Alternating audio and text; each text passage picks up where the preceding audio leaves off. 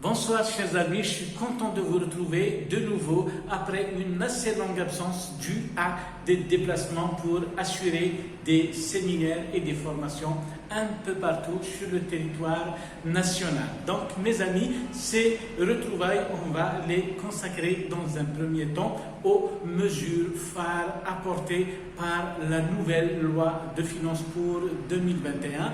Donc mes amis, dans cette première séance, nous allons aborder la première partie sur les mesures concernant les impôts directs. Donc mes amis, comme ces mesures-là sont relativement nombreuses, on va les répartir en deux dans un premier temps, puis nous allons aborder naturellement par la suite les mesures modifiant le code des taxes sur le chiffre d'affaires, donc essentiellement la TVA, et puis nous aborderons plus tard ce qu'on appelle les procédures fiscales pour un petit peu aborder l'essentiel de cette loi de finances pour 2021.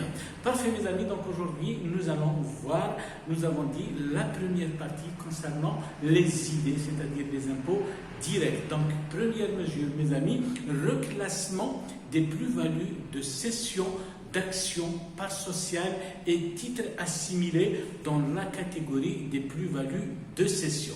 Parfait mes amis, donc avant la loi de finances pour 2021, les plus-values de cession d'actions, titres et autres parts sociales mes amis, elles étaient classées dans la catégorie des bénéfices professionnels signalés à l'article 12 du Code des taxes sur le chiffre d'affaires.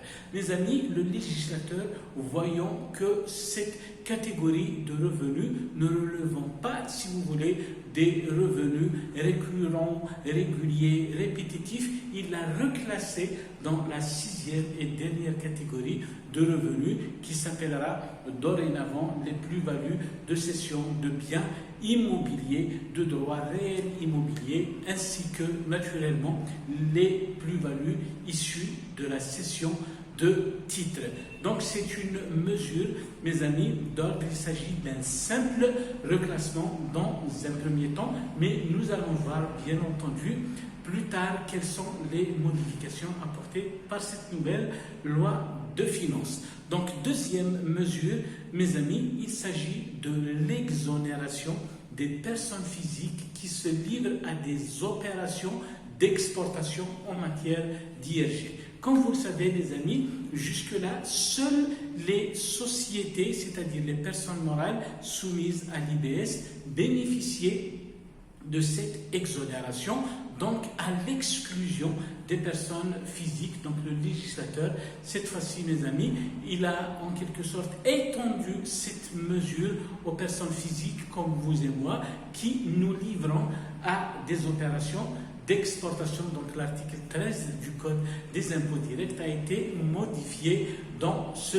sens-là. Bien entendu mes amis, lorsqu'une entreprise individuelle, comme c'est d'ailleurs le cas pour les sociétés, se livre, si vous voulez, à des opérations d'exportation, mais lorsque ces opérations ne représentent qu'une partie du chiffre d'affaires global, naturellement l'exonération sera appliquée au prorata du chiffre d'affaires exonéré sur le chiffre d'affaires global. Donc mes amis, cette mesure tend à mettre sur le pied d'égalité dans un souci de justice fiscale naturellement, mais également d'encourager les exportations hors hydrocarbures. Comme vous le savez mes amis, notre pays dépend dans une grande propension aux exportations d'hydrocarbures. Donc ce n'est en quelque sorte que justice faite à travers cette mesure-là.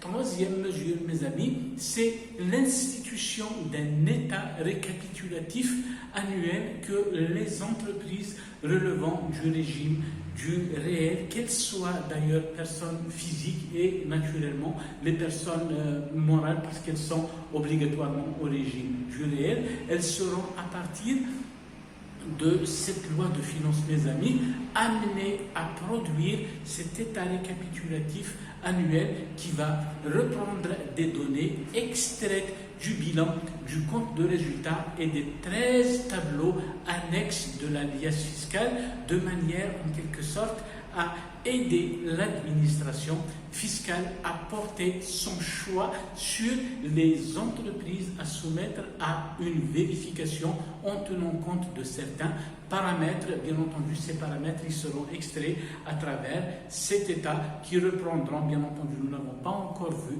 cet état, mes amis, mais qui reprendront naturellement des données telles que le chiffre d'affaires, la valeur ajoutée, la marge brute commerciale, la marge nette, certains postes du bilan et du compte de résultat, etc.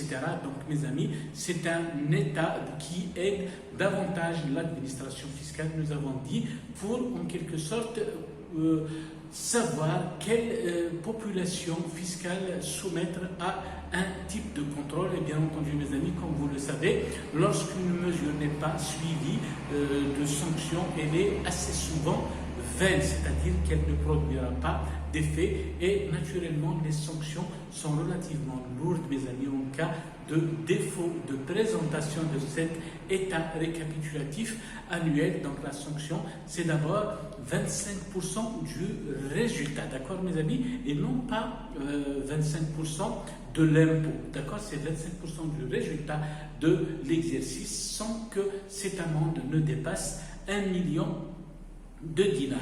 Naturellement, mes amis, lorsque le résultat est déficitaire, cette amende ne peut être inférieure à 100 000 dinars. Donc, mes amis, globalement, c'est cela. Et lorsqu'une entreprise ne produit pas cet état suite à la mise en demeure de l'administration fiscale, cette amende est majorée de 35%, rajoutant à cela que les anomalies relevées dans la confection de cet état sont sanctionnées par 10 000 dinars par erreur, par champ erroné, et bien entendu sont dépassées en tout et pour tout 100 000 dinars. Donc c'est une nouveauté, mes amis. Cet état récapitulatif annuel doit, nous avons dit, reprendre certaines données de la liesse fiscale elle-même.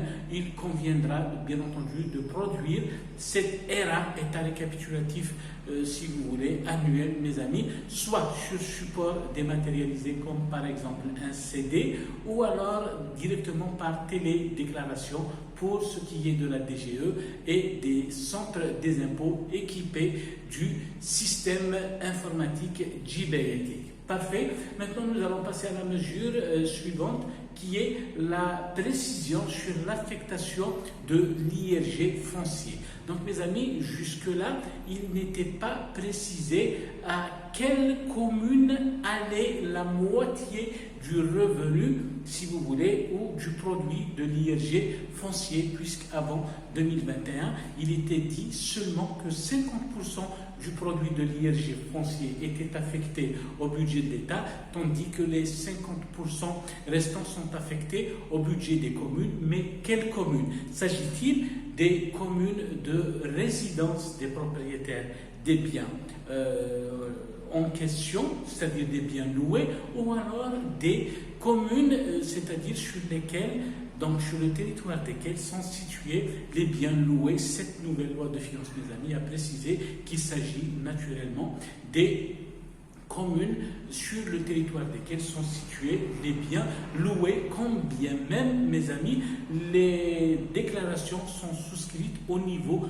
du domicile fiscal du propriétaire. Donc il y aura probablement des transferts entre les receveurs des impôts, bien entendu, lorsque le domicile fiscal du propriétaire est différent du domicile fiscal, bien entendu, plutôt de l'adresse de situation des biens loués. Maintenant, nous allons passer à une autre mesure visée à l'article 68 du Code des impôts directs, mes amis. En fait, il y a ici, jusque-là, il n'y avait pas de limitation pour ce qu'on appelle l'indemnité particulière liée aux conditions de résidence et d'isolement. Comme vous le savez, mes amis, lorsque les employés travaillent par exemple dans des chantiers, dans des régions, dans des zones éloignées, les employeurs accordent naturellement à ces employés une indemnité particulière liée aux conditions de résidence, bien entendu, et d'isolement. Mais seulement certaines entreprises ont tendance à gonfler, à exagérer, j'allais dire, cette indemnité dans la mesure où elle n'est ni soumise à la sécurité sociale d'une part, ni imposable d'autre part. Donc cette mesure qui est venue dans la modification de l'article 68 du Code des impôts directs, elle est venue pour limiter à 70%, si vous voulez, la quote-part exonérée de cette indemnité. Donc, et on va soumettre naturellement l'excédent à l'impôt sur le revenu global dans la catégorie des traitements et salaires. Un simple exemple, mes amis, pour un employé qui bénéficie par exemple d'un salaire de base de 100 000 dinars, donc l'indemnité en question ne doit pas dépasser 100 000 fois 70%, c'est-à-dire 70 000 dinars. Auquel cas, si l'employeur décide d'attribuer une prime plus élevé que 70 000, eh bien, la quote-part supérieure à 70 000, on va dire par exemple, si c'est 100 000, les 30 000 qui constituent l'excédent seront ramenés à la base imposable à l'IRG, tandis que les 70 000 resteront parmi les éléments exonérés et qui sont naturellement non soumis à la sécurité sociale pour leur montant total, puisque la législation en matière de droit social ne s'est pas encore prononcée sur cette limitation. Maintenant, on va aborder le cas juste après qui consiste au réaménagement des plus-values de cession. Donc, mes amis, jusque-là, les plus-values de cession ne concernaient que les ventes de biens immeubles, d'accord? C'est-à-dire, vous vendez un terrain, vous vendez un appartement, vous vendez un local commercial. Là, c'est les plus-values de cession immobilière. Mais cette loi de finances a étendu, si vous voulez, le champ d'application des plus-values de cession, d'abord au droit réel immobilier, c'est-à-dire au droit qui se rattache en quelque sorte à la propriété du bien. Donc je cite par exemple l'usufruit, le droit d'usage, le droit de servitude, etc. Donc la cession de l'un de ces droits est étendue en matière de plus-value de cession, en matière de fiscalisation, mais bien entendu nous venons de parler de la cession des titres, comme vous le savez carrément dans le premier point.